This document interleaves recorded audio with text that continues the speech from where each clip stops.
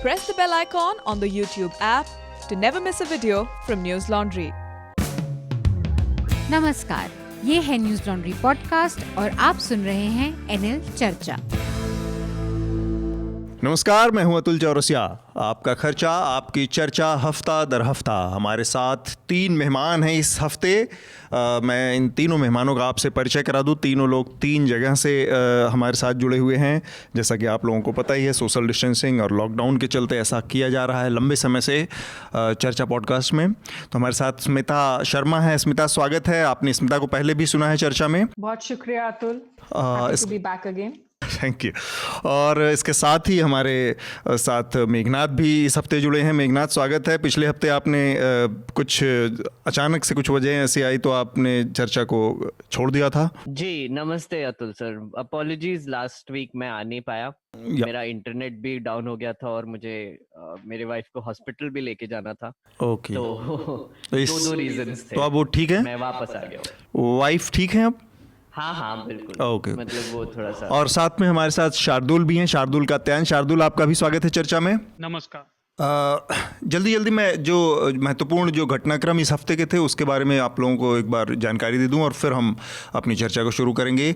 एक तो जो 20 लाख करोड़ का पैकेज, स्पेशल पैकेज केंद्र सरकार ने घोषित किया है, उसके 5वें चरण में निर्मला सीतारमण ने बहुत सारी जो चीज़ें थी उनकी घोषणा कर दी है। और अब इसका पूरा आंकड़ा हमारे सामने है कि किस तरह से कितने किस मद में कितने पैसे और वो सरकार खर्च करेगी इससे निपटने के लिए। इसके अलावा एक बड़ा मुद्दा उत्तर प्रदेश की सरकार और कांग्रेस पार्टी के बीच में उठ खड़ा हुआ विवाद के तौर पर, जब कांग्रेस पार्टी ने 1000 बसें उपलब्ध करवाने की पेशकश की, क्योंकि उत्तर प्रदेश की सरकार ने बहुत सारे ऐसे मजदूर थे जो बॉर्डर पे अटके हुए थे, दिल्ली, गाज़ियाबाद के, दिल्ली नोएडा के, और साथ में झांसी, मध्य प्रदेश और उत्तर प्रदेश के बॉर्डर पे जो अटके हुए लोग थे उनको उनके घरों तक पहुँचाने की पेशकश की, क्योंकि उत्तर प्रदेश का जो प्रशासन था, पुलिस प्रशासन, वो उन्हें उत्तर प्रदेश में एंट्री नहीं करने दे रहा था। तो इस पर काफ़ी विवाद हुआ। और इसके अलावा एक खबर आई है बिहार से जिसमें पता चला है कि वहाँ पर जो रैंडम सैंपलिंग बाहर से आए लोगों की सरकार ने करवाई थी, उसमें 200 लोग कोरोना पॉजिटिव पाए गए हैं। ये एक चिंता का विषय है, क्योंकि अभी तक ये माना जा रहा था कि दूर दराज के गाँवों में शायद कोरोना के पीड़ित या पॉजिटिव लोग नहीं पहुँचे हैं, पर अब ये एक नया खतरा पैदा हो रहा है। इसके अलावा एक बड़ी समस्या हुई है, जो बड़ी संख्या में पलायन मजदूरों का हो रहा है पूरे देश में सड़कों पर, उसकी वजह से सड़कों पर सड़क दुर्घटनाओं में बड़ी बढ़ोतरी हुई है। पिछले कुछ दिनों के दौरान जो सड़क दुर्घटनाएं हुई हैं उसके अलग अलग आंकड़े हमारे सामने हैं। एक आंकड़े के मुताबिक, एक रिपोर्ट के मुताबिक, अब तक करीब 120 से ज़्यादा लोगों की सड़कों पर जान जा चुकी है, वो लोग जो कि पैदल या किसी अन्य साधन से अपने घरों को वापस लौट रहे थे। तो ये एक छोटा सा इंटरप्शन। हाँ सर, पलायन का मतलब माइग्रेशन होता है या भागना होता है? पलायन मतलब माइग्रेशन नहीं कह सकते उसको, मतलब हाँ। वो प्रवासी इनको ज़्यादा कहना ठीक रहेगा। अच्छा, हाँ ठीक है। डिस्प्लेसमेंट, हाँ डिस्प्लेसमेंट, यस ठीक है। सॉरी इंटरप्ट किया। हाँ जी। और इसके अलावा पश्चिम बंगाल में अम्फन जो साइक्लोन आया है, ये एक बड़ा दुर्घटना हुई है इसी बीच में। तो हम कोशिश करेंगे कि इसके भी कुछ पहलुओं को समझें, जानें। और इसके अलावा एक नई चीज़ हुई है, नया घटनाक्रम हुआ है। नेपाल, जो कि हमारा पड़ोसी है और बहुत ही करीबी रिश्ते हैं, सांस्कृतिक रिश्ते, और दोनों देशों के बाकी राजनीतिक रिश्तों की भी बात करें तो बहुत नज़दीकी हैं। उसके बावजूद एक नया विवाद दोनों देशों के बीच में खड़ा हो गया, क्योंकि नेपाल ने एक अपना नया मैप जारी किया है और उसमें 3 इलाके हैं, लिपुलेख, कालापानी और लिम्पियानधुरा। तो ये 3 इलाकों को अब उसने अपने मैप में दिखाया है, आधिकारिक मैप में नेपाल की सरकार ने, जिसको लेकर भारत और नेपाल के बीच में एक असहज स्थिति पैदा हुई है। तो हम अपनी बातचीत को, चर्चा को आगे बढ़ाते हैं और इस बीच में कुछ और चीज़ें जो हमारे नज़र में आएंगी उन पर भी चर्चा करेंगे। इसके अलावा जो रवांडा जेनोसाइड का मुख्य सस्पेक्ट था, कबूगा नाम था, उसको पेरिस से गिरफ्तार किया गया और करीब 26-27 साल के बाद ये गिरफ्तारी हुई है और उनके ऊपर $5 मिलियन का इनाम था और इतने दिनों बाद उनकी गिरफ्तारी हुई है। तो इस पहलू को भी समझेंगे कि क्यों महत्वपूर्ण है उसकी गिरफ्तारी। सबसे पहले मेरे ख्याल से हम बातचीत की शुरुआत करते हैं जो उत्तर प्रदेश में घटनाक्रम हुआ, और बसों को लेकर एक बड़ी स्थिति बार बार देखने को मिल रही है कि लोग पलायन कर रहे हैं। ये स्थिति देखने में आई कि पैदल जा रहे हैं लोग मज़दूरों पे, और उसके बाद भी सरकारों ने अलग अलग तरह का रवैया अपनाया। पहले ट्रेनें बंद की, फिर स्पेशल ट्रेनें चलाई, फिर बसें। तो बसों को चलाए देने में ही क्या दिक्कत है? अगर इतने सारे ट्रांसपोर्ट सिस्टम मतलब ऑपरेट कर रहे हैं, तो उसमें सारी बसों को चला के और एक बार में इन लोगों के पहुंचाने की कोई फुल प्रूफ व्यवस्था करने में क्या दिक्कत है? स्मिता? अतुल, देखिए, इस मामले को मैं दो तरीके से देखती हूँ, क्योंकि एक, बतौर जर्नलिस्ट तो हम लोग लगातार जर्नलिज्म को फर्स्ट ड्राफ्ट ऑफ हिस्ट्री कहते हैं और हम इस पर रिपोर्ट भी कर रहे हैं।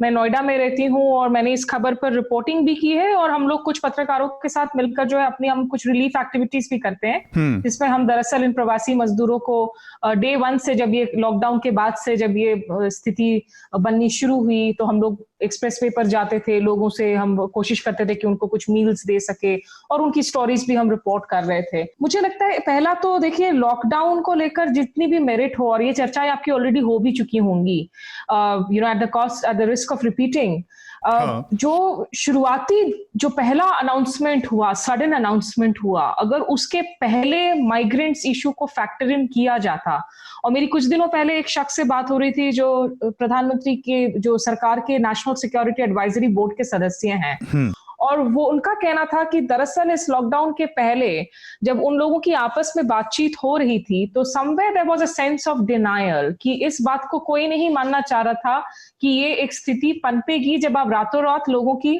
आप रोजगार पर ताले जड़ देंगे। तो एक तो उसी वक्त अगर इसको लेकर सोचा जाता और उतनी सडन ड्रामेटिक अनाउंसमेंट की जगह आप एक हफ्ते का विंडो दे देते, ताकि सारे स्टेट्स वगैरह तय कर लेते कि भाई माइग्रेंट्स को आना है, नहीं आना है, या जिन राज्यों में है वहीं पर उनके रुकने के लिए किसी तरीके से सब हाथ मिलाकर आप उसको आप अरेंजमेंट्स कर ले, तो मुझे लगता है कि बहुत हद तक इसमें काफी सारी ऐसी चीजें थी जो अवॉइडेबल थी, और जो अगर आप हार्ट और माइंड दोनों के साथ अपनी नीतियों पर विचार कर रहे होते, तो शायद इस पर आप समझदारी से जो है और ज्यादा कदम उठा सकते थे।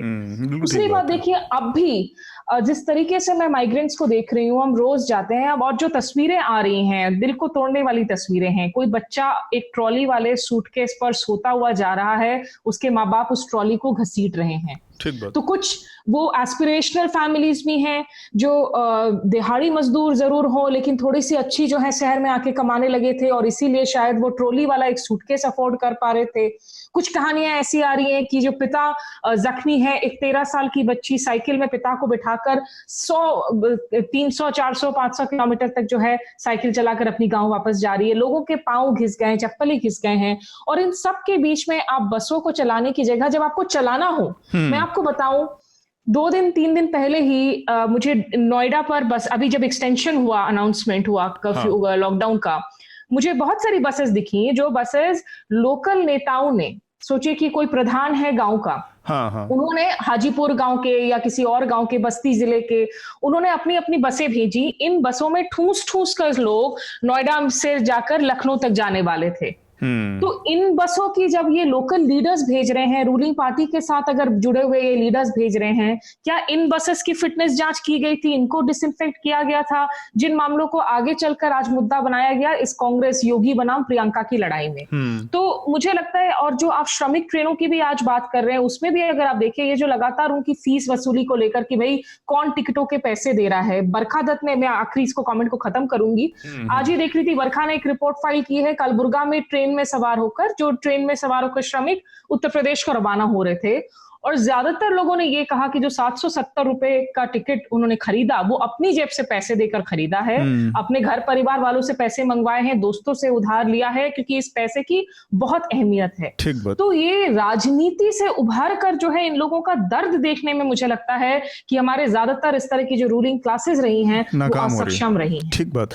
एक मैं जानकारी दे दूं, और जो कि बहुत ही मतलब, जो स्मिता ने कहा कि जो हार्ट और माइंड दोनों अप्लाई करने की जहाँ ज़रूरत है, उसका जो अभाव दिख रहा है, उसकी ये वानगी है कि पिछले साल 2019 के जनवरी में जो इलाहाबाद में कुंभ मेला हुआ था, और हमने उस पर एक स्टोरी भी की है, तो उस मेले के दौरान जो स्थिति बनी उसमें एक फ़ोटो जारी हुआ और उसमें उस फोटो में ये था कि बेसिकली बहुत लंबी बहुत बड़ी संख्या में बसों का पूरा काफिला खड़ा हुआ था वहाँ पर, और उत्तर प्रदेश सरकार को, योगी आदित्यनाथ को Guinness book of world record ने बसों का मतलब अब तक की पूरी दुनिया में सबसे ज़्यादा बसों का सबसे बड़ा बेड़ा खड़ा करने के लिए इलाहाबाद में Guinness book of world record में उनका नाम दर्ज किया और उनको एक सर्टिफिकेट जारी किया कि इतना बड़ा, और उसमें 500 से ज़्यादा बसें थी एक साथ। अब यहाँ पर समझ में नहीं आता कि अगर मेले के लिए इतनी सारी बसें खड़ी की जा सकती हैं सबको लाने ले जाने के लिए, तो उन मज़दूरों के लिए बसें लगाने में सरकार को क्या दिक्कत है, जबकि ये बात अब तय हो चुकी है कि उनको पहुँचाना ही है उनके घरों तक, चाहे जिस भी तरीके से। तो ये जो दोहरा रवैया है सरकारों का, उसकी बजाय या उसका कोई वैकल्पिक तरीका ढूंढने की बजाय सरकार के जो सबसे आला लोग हैं या जो पूरा अमला लगा, उसने क्या किया कि वो जो 1000 बसें उनको मुहैया कराई थी कांग्रेस पार्टी ने, उसके रजिस्ट्रेशन की जांच में ये लोग लग गए। तो इस लेवल की राजनीति हो रही है कि उसमें कौन सी बस, किसका एनवायरमेंटल क्लियरेंस सही नहीं है, किसका रजिस्ट्रेशन सही नहीं है, किसका क्या गड़बड़ है, कौन सी उसमें बस की बजाय छोटी वाली मिनी ट्रक है, ये सब चीज़ें उसमें खोजी जाने लगी। ये पूरे पॉलिटिकल क्लास का जो मतलब जब दांव पर लोगों की ज़िंदगियां लगी हों तब भी अपनी छोटेपन से ऊपर नहीं उठ पाते हैं, उसकी बानगी है। मैं मेघनाथ आपसे जानना चाहूँगा इस पूरे प्रकरण पे कि आप इसको कैसे देख रहे हैं। आपने जो कहा वो बिल्कुल सही है, वो छोटापन जो है वो दिखाई पड़ता है, क्योंकि अगर आप ये केस में देखोगे, हिंदू में एक बहुत डिटेल्ड रिपोर्ट था इस पे कि एग्जैक्टली हुआ क्या था। और मुझे लगता है, मतलब मेरे हिसाब से जो रिपोर्ट पढ़ के मैं बोल सकता हूँ कि पहले हुआ ये कि यूपी गवर्नमेंट ने ऑलरेडी 500 बसेस एडमिट कर लिए थे, मतलब एक्सेप्ट कर लिए थे कि कांग्रेस डिलीवर करेगा। बट ये एडमिनिस्ट्रेशन की तरफ से हुआ था। गाजियाबाद और नोएडा के डिस्ट्रिक्ट मजिस्ट्रेट्स ने कहा कि हाँ आप 500 बसेस दे दीजिए। अब ये 500 बसेस जब आए थे, आगरा की तरफ आ रहे थे, तो राजस्थान यूपी बॉर्डर पे इनको रोक लिया गया और उनको पार्क भी नहीं करने दे रहे थे, क्योंकि फिर वो बोल रहे थे कि हाँ सर्टिफिकेट नहीं मिले, क्लियरेंस नहीं मिला है, जो भी रीजंस आपने जो बताया वो। और फिर मिडनाइट तक, मतलब ये पूरा दिन भर चला, ये नून तक होना था पर अब ये रोक दिया तो फिर दिन भर चल गया। और फिर रात को स्टेट गवर्नमेंट ने ये प्रियंका गांधी को बोला कि और डिटेल्स चाहिए, फिटनेस सर्टिफिकेट चाहिए, ड्राइविंग लाइसेंसेस चाहिए बस के एक्सेट्रा, कल तक। तो ये एक बहुत क्लियर था कि एडमिनिस्ट्रेशन जो था यूपी गवर्नमेंट का, उन्होंने तुरंत एक्सेप्ट कर लिया था कि नहीं, हमको बसेस की जरूरत है, दे दीजिए। फिर बीच में कुछ तो भी हो गया कि बेसिकली शायद ऊपर से ऑर्डर आया होगा या फिर जो भी हुआ होगा, पर मुझे इसमें बहुत बड़ा पॉलिटिकल मसला ही लगता है। इससे ना पूरा छोटापन दिखाई पड़ता है, मतलब जैसे इवेंट्स भी जैसे हुए उसकी वजह से। और एक और सर बात मैं जोड़ना चाहूंगा इसमें कि आपने जैसे कहा कि कुंभ मेले के वक्त आप ऐसे बसेस ला सकते हो, तो अभी क्यों नहीं? तो एक और चीज है कि जब पॉलिटिकल रैलीज होते हैं, बिहार में एक बड़ी पॉलिटिकल रैली हुई थी, मुझे याद है last year, I think election से पहले या कुछ, उन्होंने 16 स्पेशल ट्रेन्स लगा दी थी, कुछ 1000 बसेस लगा दिए थे, और पूरे आसपास के स्टेट से लोगों को फेरी कर करके वो रैली के लिए लेके आए थे। और ये हर पॉलिटिकल पार्टी करता है, उनको मतलब बेसिकली उनका एक टाई अप होता ही है ट्रांसपोर्टेशन कंपनी से, बस कंपनी से, कि अगर हमको सपोर्टर्स को लाना होगा रैली के लिए तो फिर ये इतने बसेस हमको लगेंगे। अब political parties are the best sort of organisations जो ये सब ऑर्गेनाइज भी कर सकते हैं कार्यकर्ताओं को यूज करके, लॉजिस्टिकली इजी भी होगा उनको क्योंकि ये पहले कर चुके हैं। तो इस सिचुएशन में अगर कांग्रेस वो एक्चुअली कर रहा था तो फिर बीजेपी को वो रोकना थोड़ा सा छोटापन ही है, और कुछ बोल ही नहीं सकते। ठीक बात। शार्दुल, ये जो पूरा मामला हुआ है, इसमें एमपी की साइड से भी बहुत सारे लोग झांसी के आसपास बॉर्डर पे फंसे हुए हैं, तो बसों को लेकर जो ये राजनीति हो रही है जी, उस पर मैं आपकी पहले एक टिप्पणी चाहता हूँ, इसके बाद फिर हम आगे बढ़ेंगे। देखिए, इसमें कोई भी पार्टी पूरी तरह से निर्दोष नहीं कही जा सकती। ये बात ठीक है कि प्रियंका गांधी ने जो ऑफर किया वो मॉरली ठीक है, लेकिन वो भी उन्होंने राजनीतिक गेन के लिए किया, क्योंकि ये परेशानी तो महाराष्ट्र में भी आ रही है, जो बीजेपी वाले सवाल उठा रहे हैं। दूसरी तरफ बीजेपी वालों का हिसाब यह है कि संबित पात्रा ने एक ट्वीट किया था, अभी मेरा ऑडियो डिस्कनेक्ट हो गया था तो मुझे पता नहीं है कि किसी ने मेंशन किया नहीं किया, उन्होंने 6 नंबर ट्वीट किए थे। हाँ। लेकिन उनमें से 3 बस ही थे, जबकि वो कह रहे थे 6 के 6 अलग हैं। इसको बस मैं ये कहूंगा शार्दुल, इसमें होता क्या है कि विपक्ष जो है वो यहाँ पे राजनीति करने के लिए ही आया है, और जिसको आपने सत्ता से लात मार के बाहर कर दिया, चाहे कोई भी, वो तो राजनीति हर उपलब्ध मौके पर करेगा। मैं इसको 2 घटनाओं से बता दूं। केदारनाथ की आपदा हुई तो नरेंद्र मोदी की PR मशीनरी ने आंकड़ा जारी कर दिया कि 7 दिन के अंदर में करीब 10,000 से ज़्यादा लोगों को निकालने का उन्होंने कुछ एक आंकड़ा जारी कर दिया। बाद में वो सब फर्जी निकला, वो अलग बात है, लेकिन ये सब करते हैं। बॉम्बे का अटैक इतना सीरियस अटैक था 26/11, उसके दूसरे दिन नरेंद्र मोदी खुद बॉम्बे पहुंच गए थे वहां पर, और किस अथॉरिटी से, उनका केंद्रीय नेतृत्व तो वहां नहीं पहुंचा था, लेकिन किस अथॉरिटी से वहां पहुंचकर वो कंपनसेशन की घोषणा कर रहे थे। तो प्रियंका गांधी के कदम में मुझे ऐसा कोई मतलब ऐसी चीज नहीं लगती कि उन्होंने कोई जाके जो एक कहते हैं ना कि फिशिंग इन ट्रबल वाटर, ऐसा कुछ नहीं है। उन्होंने ऐसा नहीं किया, मैं ये नहीं कह रहा, मतलब उनका काम ही है राजनीति में, राजनीति में वो आए हैं तो राजनीति ही तो करेंगे, पर उन्होंने जो रास्ता चुना वो सही था कि आप उनकी मदद करें। लेकिन जो बीजेपी वालों ने जवाब दिया है वो भी अगर अच्छी राजनीति करते हुए देते तो समझ आता, जैसे लगा था शुरू में ये आदित्यनाथ सरकार ने परमिशन दे दी, कम से कम मुझे तो लगा था कि ये तो काफी सेंसिबली बिहेव कर रहे हैं। अब उसमें कुछ बसें खराब मिली, ये बात ठीक है, लेकिन आप बाकी चलने देते। लेकिन इन लोगों ने क्या किया, इन लोगों ने उस चीज को बिल्कुल पलट, मतलब यहाँ तक कांग्रेस ने तो एक तरह से अपना बड़ा वो दिखाया था कि आप अपने बीजेपी के बैनर लगा लीजिए, सब कर लीजिए, लेकिन इन्होंने FIR कर दी है प्रियंका गांधी के सेक्रेटरी के खिलाफ, जो एक अजीब सी बात है। हाँ, संदीप सिंह के खिलाफ ब्यूरोक्रेटिक गलती में अगर कुछ बसें खराब पाई गई, पहली बात तो इन्होंने पहले कहा कि हम परमिशन दे रहे हैं, फिर रात को कहा कि नहीं आप बसें लखनऊ भेज दीजिए, तो उन्होंने ऑब्जेक्ट किया कि ये तो बेकार का होगा।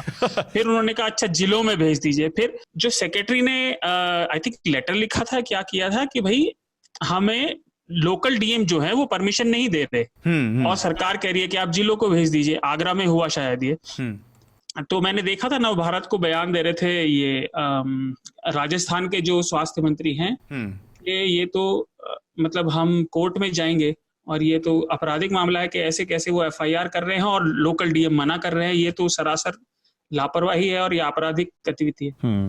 तो दोनों ही पार्टियां लगी हुई है, राजनीति करना तो उनका काम है, पर किस तरीके से कौन कर रहा है ये और मैं आश्चर्यचकित हूँ कि कांग्रेस ने कहीं ज्यादा बुद्धिमानी दिखाई और बीजेपी वाले इधर उधर के बजाय GVL नरसिम्हा राव कह रहे हैं कि उन्हें माफी मांगनी चाहिए। किस बात की माफी भाई? न्यूज लॉन्ड्री के सभी पॉडकास्ट टिचर, iTunes और दूसरे पॉडकास्ट प्लेटफॉर्म पे उपलब्ध हैं। खबरों को विज्ञापन के दबाव से आजाद रखें, न्यूज लॉन्ड्री को सब्सक्राइब करें।